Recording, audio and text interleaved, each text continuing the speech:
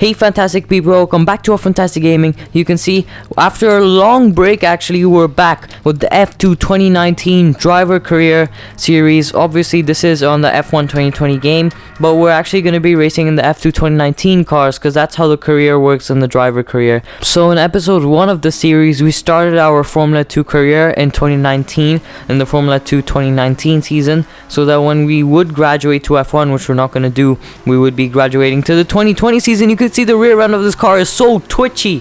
Wow, that is no rear grip right there. So yeah, I am not used to that, obviously because of the long break. Oh my goodness, we nearly hit the wall there. Wow, we nearly ruined our qualifying right there. Wow, that was so close. But yeah, I'm definitely not used to these cars because they have so much less grip than Formula 1 cars, especially on the rear end. So yeah, that's why I did go for an out lap so that I don't actually crash on the actual qualifying lap. But you can see we opened DRS down this long main straight at Baku. You can see it's the longest straight in F1 by far. I think it's 2.2 kilometers long if I'm not wrong. But yeah, that's really long straight through turn 1. It was actually really nice. We get a good exit out of the corner through turn 2. Careful not to make any contact with the walls here because it's really easy to just tap the wall and then get damage on your car and basically ruin the whole thing. So we don't have any damage. I think this was a pretty good lap. It was a pretty clean lap. I managed to put it together well. But now you can see as we open DRS down the main straight, we put a 1 minute 52.640. That was way faster than Nick De Vries' time, which was I think 1 minute 52.9. So we are clearly on pole position. That was a really good lap, and I don't think we have any more ultra soft tires, so I don't think we even need to put in another lap. I think we nailed that lap and we've secured pole position. We're gonna forward through time, take the big risk. Yeah, you can see clearly on pole position by 0.278 tenths of a second, and we gained 4 points from that pole position. Quite a clear pole position. Not good qualifying for our teammate, so he didn't do so well. But yeah, I'm gonna focus on the race. Hopefully we can take the win in this one. Welcome back to Baku. We're on the edge of the Caspian Sea in a bustling, vibrant capital, which for only the third time plays host to Formula 2.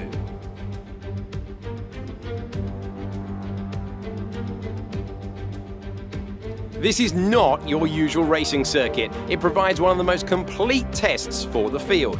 Sector 1 sports a set of 90-degree corners around the block, if you like. Sector 2 gets even tighter with the old city walls. Sector 3 just turns 16 to negotiate, and then 2.2 kilometers flat to the floor, full throttle in 6th gear, all the way to the end. Joining me today is a man who is no stranger to going fast, Davide Valsecchi of GP2 2012 fame. Great to have you here today, Davide. Are you enjoying yourself here in the beautiful city of Baku? Absolutely, Alex. Baku is fantastic and so distracting. Have a check. The architecture, the narrow street. Easy to see why it's one of the most exciting circuits on the calendar. But Alex, street circuits can be unforgiving. I wouldn't be surprised if you see a safety car or two out during today's race.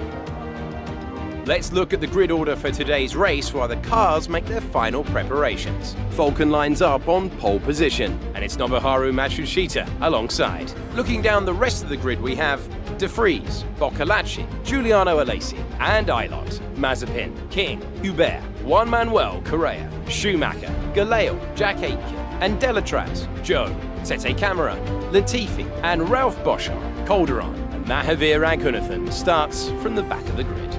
And with lights out just moments away, it's time to go down to the track.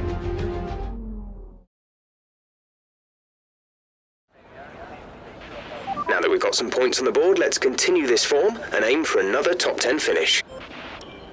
So Jeff has kept that same radio line in Formula 2, and going to the setup screen, I actually just realized that I had downforce on I had the default setup for qualifying, so I can't really change much like the tire pressures, but I can change the downforce. So I'm gonna put 7/6 wings because you need a hefty chunk of downforce, but not too much because of the long straights. As we go to 5 red lights for the Azerbaijan Grand Prix feature race in our F2 2019 career mode. It's lights out and away we go. You can see we get a terrible getaway because I don't really know how to do the starts in Formula 2 yet, so we still get a pretty bad that getaway. You can see Matsushita in P2 right there next to us. You can see we get a collision warning because we did make a bit of contact with him at the start.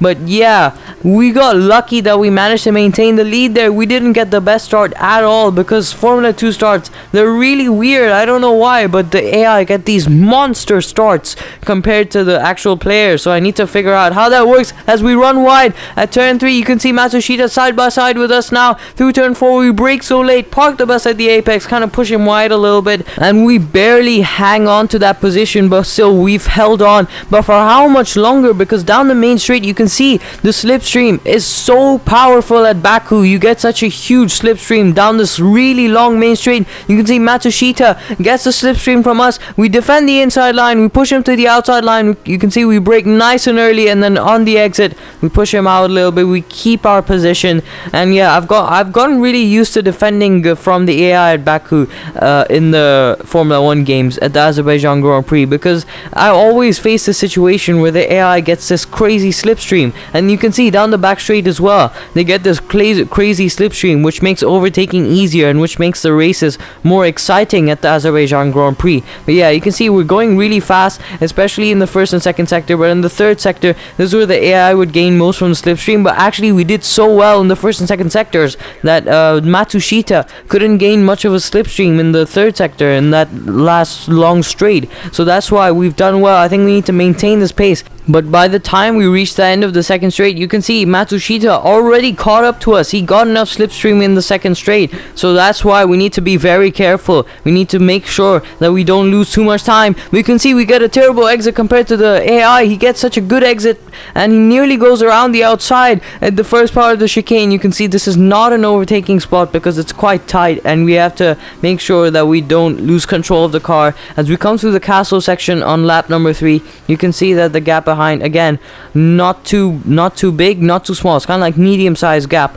but it can definitely get bigger, but it can get smaller as well. If we had snaps of oversteer like that, you can see we might be starting to hit minor tire wear. But I think it's just that, you know, I'm not used to how much grip this car doesn't have. I'm not used to being so tentative on the throttle, but I definitely need to be more tentative on the throttle, because you can easily lose huge amounts of time by not getting a good exit. And you can see with DRS, Matsushita uses so much slipstream. He is so much faster. We squeeze him to the apex of the corner. We even make a bit of contact there, I think. And you can see there's a huge gap behind now, over a second. Something happened there. I think I squeezed him to the apex a lot, and that really helped me. He actually made contact with the inside wall and with my rear left tire, so that explains why the gap behind has gone up so much. But yeah, I didn't intend to make him make contact with the wall, but I think it worked. In my defense worked in the sense that I managed to squeeze him to the apex. But you can see that Matsushita now, he's so far behind that he's getting attacked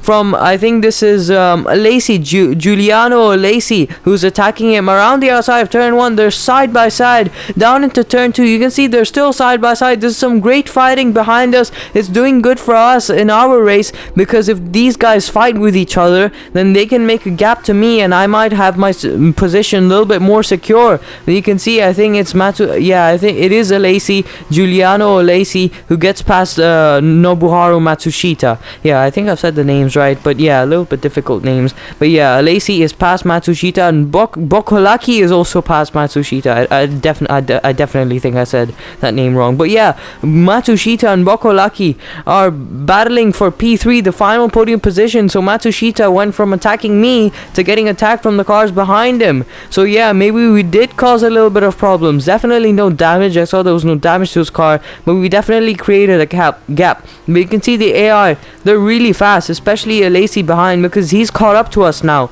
We're at the end of lap number 5. He's already in our slipstream now, down this main straight, and he's gonna have DRS, which means he's gonna be so powerful. So we have to be as careful as possible down this main straight. We're gonna try and weave around a little bit, you know, try and make sure that he doesn't get any slipstream, that he gets the least speed possible. So you can see we go to the inside line. He actually does get a slipstream, a great slipstream. He sets the fastest lap of the race, so he's doing really well. And we barely stay ahead through turn 1. But how much longer can we stay ahead? Because if we don't get a good exit out of turn 2 down the back straight, there are going to be some huge problems. We end up with a moderate exit out of turn 2, but we didn't make much of a gap, and you can see Alesi is still in that slipstream. He can easily go for a move down the inside. We defend the inside line. We push him to the outside line. You can see down into turn 3. We're side by side with him. I leave him the space. I don't squeeze him into the wall. We're still side by side coming through turn 4. There's no way two cars can go through here. You can see he actually pushes me and makes a bit of contact because I did leave him the space, but he hopped over the curb a little bit, so we managed to maintain our position.